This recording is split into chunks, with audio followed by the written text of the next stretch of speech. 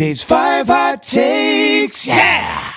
So here with Dave's Faves, we've got Drew Holcomb, one of my very favorite songwriters, and I'm blessed to call him a friend. And so we're just gonna, Drew, I'm gonna ask you about 5 songs. You just tell me about them. You can talk about whatever you want, how you wrote them, everything, lyrics, things you like, where you recorded it, wrote it, whatever you would talk about.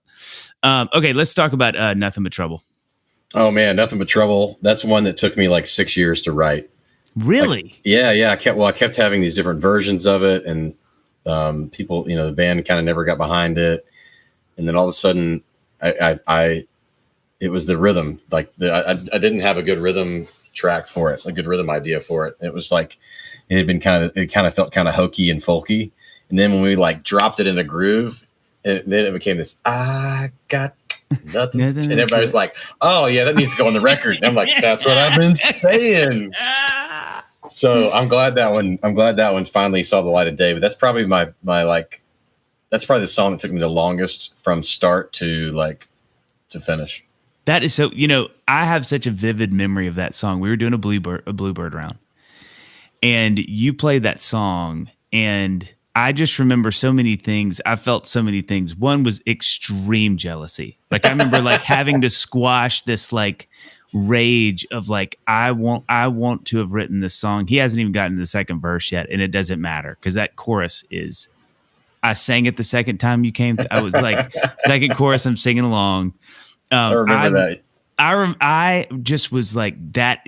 It's so fun when you're watching a friend of yours sing a new song that you're like, hey, you just high five. You did it. Yeah, I remember that feeling. Fun. But it also was and I told you, it's such a big inspiration for my song, Nothing Like You, because I was like, I want to write a chorus that does the best I can to feel like that song feels, which is like the first time you hear it, you're like, oh yeah, no, I know what you're going to sing next time. I'll sing harmony. You know what I mean? That song, that chorus is just freaking bulletproof. And it has such a sweet spot in my memory. Cause I remember hearing you and me being so jealous and at the same time so inspired. I love that song. It's such a great song. Thanks, and the recording of it too. And that's the other thing I wanted to say is it's not just such a great song, but you guys stuck the landing on that recording. Like you said, it's got to have the groove and it's got to, feel right. Yeah, we did that one at Ardent Studios. Dan Needham came in and played drums on that record. Gosh.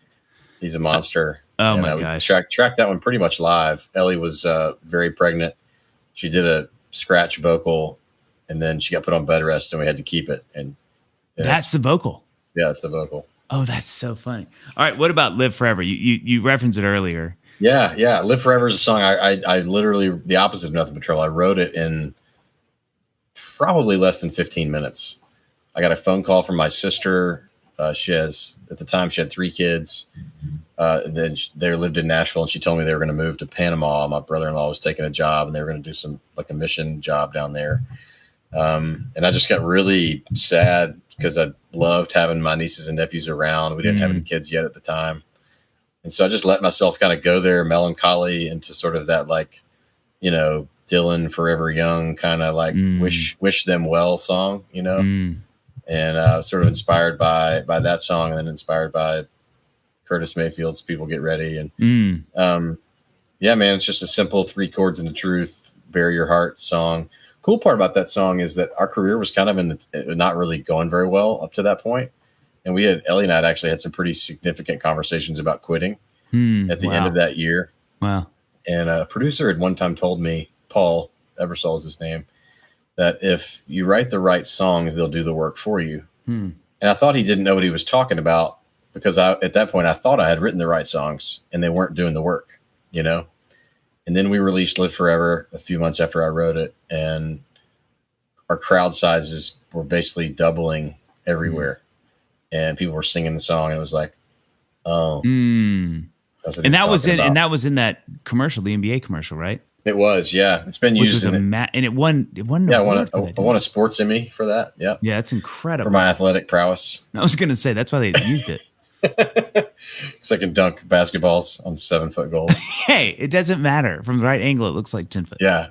So that song's was a major sort of moment for us.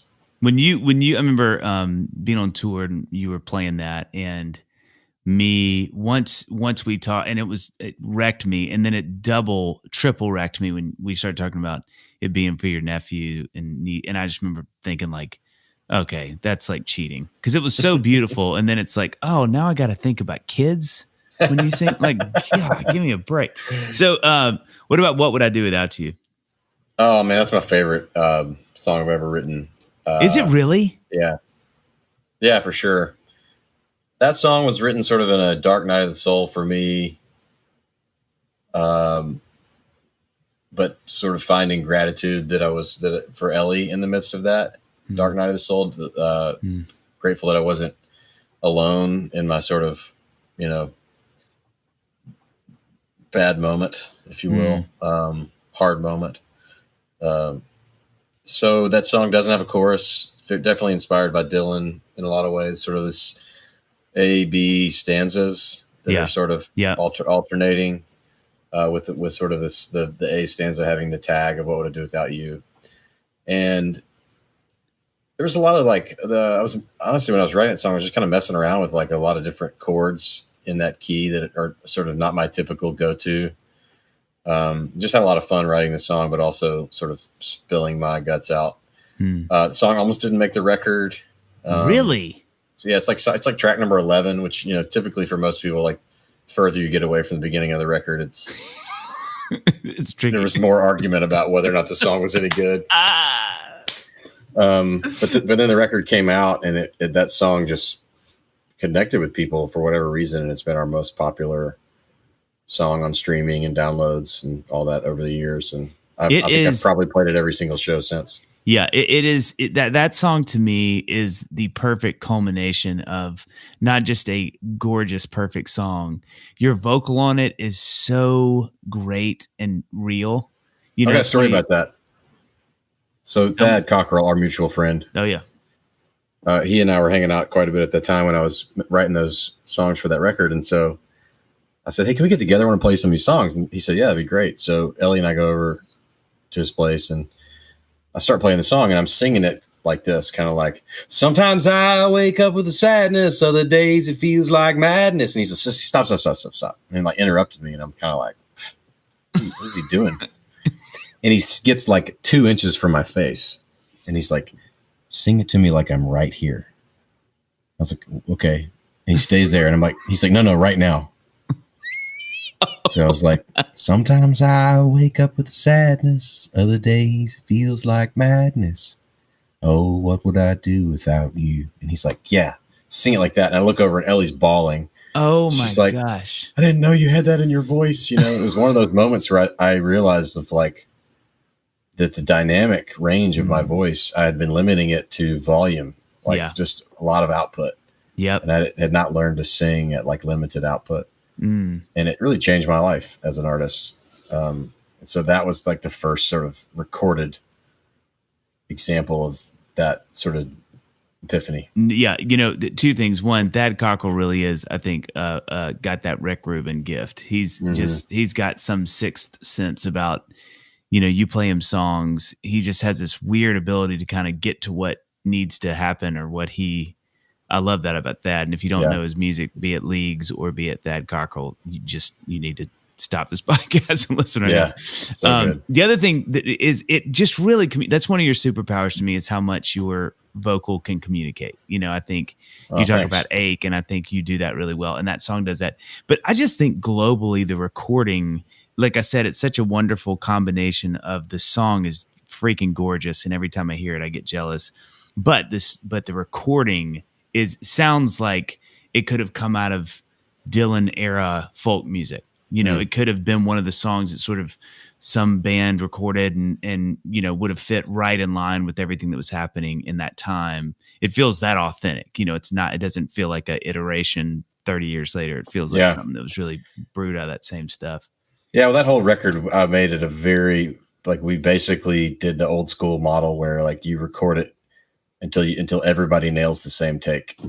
Wow. We didn't really overdub any of the sort of key components of any of that record. Yeah, that's great. Well, you can hear it. It feels amazing. All right. What about Family? Oh man, that song is so much fun.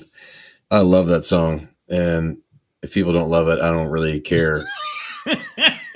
Because I come from a huge family, one of 28 grandkids on my mother's side, 7 on my dad's side. Family. I wanted that song to feel like what family feels like, sort of cacophonous, loud, chaotic, confusing, but also beautiful and fun and hopeful. At least that's been my experience with family. I know it's not everybody's experience with family, but and I wanted these sort of petty-esque snapshots, you know, like family singing in the kitchen, family run through the yard, family going on vacation, family on the credit card. Like, you know, so good. like the first 3 are like, yeah, we're on vacation. The credit card. Oh yeah. Yeah. Cause we totally went on vacation on debt, you know. Oh yeah, for sure. That's what family's like. So, you know, family can drive you crazy. That song is another one, no chorus, you know, it's basically got this A stanza and then a sort of hooky turnaround with the haze. And then it's got a bridge, you know, but other than that, it's basically just like a stanza sort of singing, you know, call and response sort of gospel model. You know? Well, isn't it? I feel like those songs are so hard to pull off without They're being really cheesy. hard to pull off. Well, you have to, I think you sort of have to find the right word or the right sort of phrase. Yeah. And both family and What Would I Do Without You, I feel like we're like that. You know, I was able to sort of find like this one sort of like thing to catch on. Obviously, tonally very different songs, but still sort of in the same family tree. You know. Yeah. For lack of a better metaphor. Yeah, I was gonna say. All right, and then finally, You'll Always Be My Girl. Yeah. That one was written right after my oldest is a girl, Emmylou. And I think that song was written, she was probably 3. And I don't know, no matter how much it feels like my career is going well or that whatever, I mean, even this pandemic has sort of proven the fact that like life can kind of pull the rug out from under you, you know, and life is going to pull the rug out from under her, you know, at some point, as it does to all of us. And it was just a promise sort of song to her of like, you know, no matter what happens, no matter when there's like, I love the line in there where I talk about, you know, when the harvest is plenty and it feels like it should, the fruit is ripe on the vine and the rain comes and the rain falls and the flood comes and it feels like the end of the line, just like sort of in the good and the bad. It was written for Emmylou, but also for Ellie. I mean, just this, in the chorus is sort of a classic, you know, just sort of extending one lyric, making it longer and longer. Yeah. So it's, you'll always be. It's like you have to reiterate the promise. Yeah. My girl, you know? Yeah. And the Duggars, I think Duggar really makes that song, just his playing on that song is so emotional. That's what I love about his playing. And so that bridge, he just sort of takes you on this sort of little journey, you know? But I love that one. Is that the song that you just picked up the guitar and started playing it for? And didn't you tell me what? That's right. Yeah. Yes. Yeah. Gosh, I'm glad you reminded me of that. Yeah, I totally did. The chorus. I just started kind of was singing it. I was just playing the guitar, and I just said, "You'll always be my girl." And I was like, that is very good. I remember hearing that the first time me asking you about it. And I think you told me that like she was like, play something, daddy, whatever. And you started playing. And you're like, honey, I gotta go for a minute. Put on Paw Patrol here. I gotta go write this song. I'm so glad you reminded me of that. Daddy's gotta go work. That is exactly how that went down. Yeah. And then, I ended up putting her, Ellie was out of town. I ended up putting her to bed and writing the song. Oh, no, Ellie wasn't out of town. She was out with some friends and she came home that night. I was like, hey, I want to play the song I wrote for you. Really kind of for Emmylou. And she's just like, I mean, a puddle of tears. And it's like, that's going on the record. Yeah, that's all you do. That's a litmus paper test. Yeah. You know, I said this in the earlier interview, but I do think, you know, I think you have such a gift of every record. It's so exciting to listen to because I think you keep adding more and more things because I don't think it's that you're getting better because I think you're already a great songwriter. I think you just have this really unique ability of continuing to add elements to what you do that make it, you know, just as compelling as the last. And I think that's, you know, for those of us who've done this for a while, it's hard to do that, you know. It's really hard. And I think we talked about this in the interview, but I think, the fact that you listen to so much music, I think is so great. I think the way that y'all live your life is so wide open and you're always on the move and y'all are having adventures, but I think it really informs your records, which just never seem to fall flat. I think whatever it is that you've sort of figured out how to make them feel inspired and authentic. And to your point, with that ache, you've really maintained doing that. And I think I'm always every time you put out music, I'm always like so interested to hear, thanks, man. What it is. That means a lot. Yeah. So thanks for doing this too. Yeah, of course. Glad to be on. These 5 hot takes. Yeah.